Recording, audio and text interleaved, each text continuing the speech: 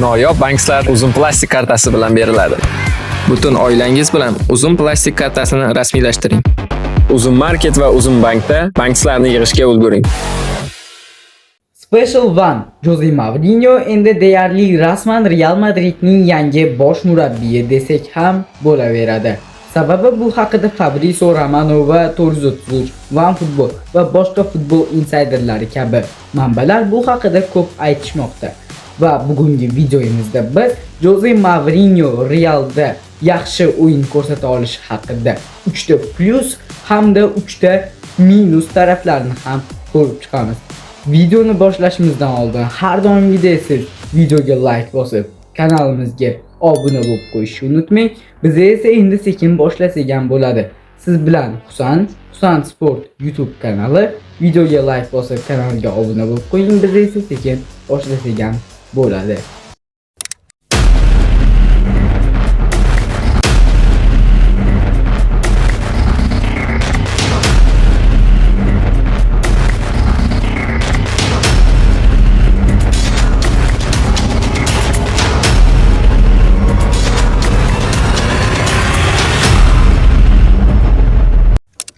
Kelinglar birinchi bo'lib plus taraflardan boshlay qolamiz va birinchi sabab Jose Mourinho Madrid bosimini yaxshi biladi.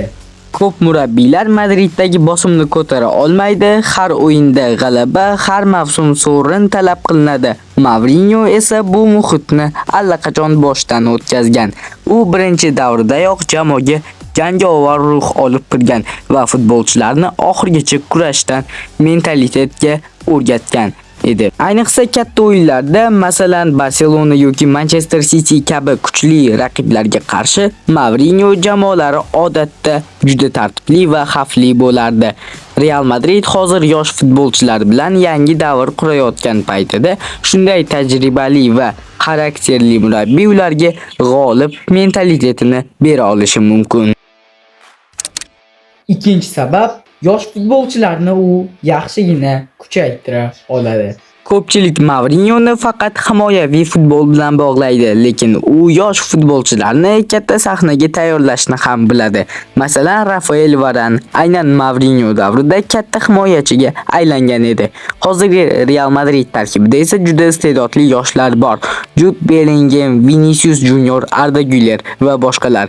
Mourinho ulardan jismoniy va ruhiy tomondan yanada kuchli futbolchilar yasashi mumkin. Ayniqsa jangovar va agressiv harakatlar bilan futbolchilar uning qo'l ostida ko'pincha yanada ochilardi.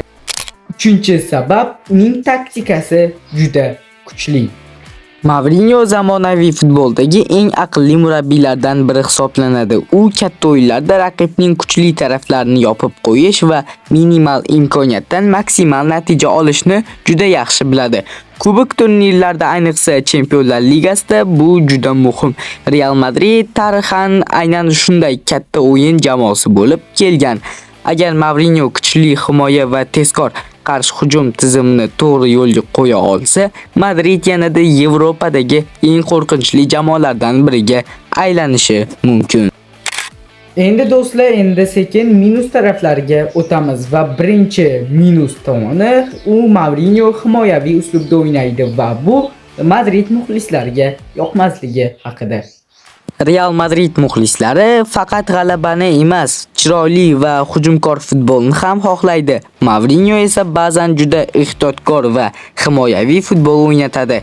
Agar natijalar zo'r bo'lmasa va muxlislar tezda norozilik bildirsa va ayniqsa hozirgi zamonaviy futbol davrida odamlar pressing va tezkor kombinatsion futbolni ko'proq yoqtirishadi. Ikkinchi sabab futbolchilar bilan konflikt xavfi borligi. Mourinho juda qattiq qo'l murabbiy, ba'zi futbolchilar bilan tez-tez konfliktga borishi bilan mashhur. Oldin ham Cristiano Ronaldo, Paul Pogba va boshqa yulduzlar bilan to'qnashuvlari bo'lgan. Hozirgi Madridda esa ko'plab katta ego va super yulduzlar bor. Agar kiyim almashtirish xonasidagi muhit buzilsa, bu butun mavsumga salbiy ta'sir qilishi mumkin. Uchinchi sabab zamonaviy futbolga moslashish muammosi bo'lishi mumkin. Bugungi futbol Mourinhoning ilk prime davrlaridan ancha boshqacha. Yuqori pressing, to'p nazorati va intensiv yugurish juda muhim bo'lib qolgan. Ba'zi muxlislar va ekspertlar uning uslubi biroz eskirgan deb hisoblashmoqda. Agar u yangi futbolga moslasha olmasa, ayniqsa Manchester City yoki Arsenal kabi juda zamonaviy tizimdagi jamoalarga qarshi o'yinlarda qiyinlashishi mumkin.